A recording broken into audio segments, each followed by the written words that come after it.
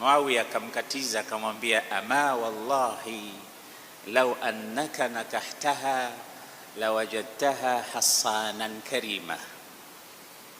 Abu Jahmi, wallahi ungepata fursa ya kumuoa mama yangu, sifa ungeipata hasanan, aliyejitunza vizuri na kujiheshimu, karima, tena mkarimu.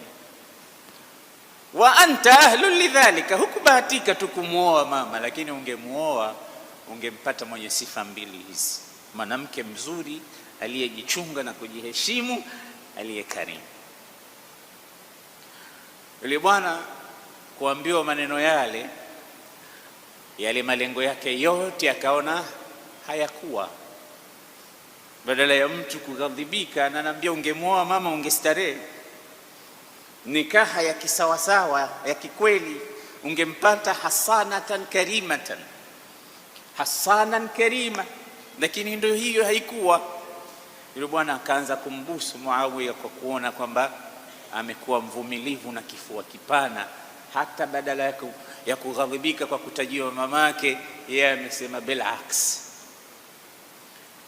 Kisha akamchukua tena. Wakati huo Muawiya ni kiongozi. Unajua, ingelikuwa ndo zama zile hajafika pale, ingekuwa tunazungumza mimi, lakini ndio kisha kuwa kiongozi, watu wanamuita amiri almu'minin, unamwambia maneno haya. Unajua kiongozi huwa na mambo yake, ana heshima yake, dignity zake. Sasa akamchukua Muawiya, akamkamata mkono wa Abu Jahm, kaingia naye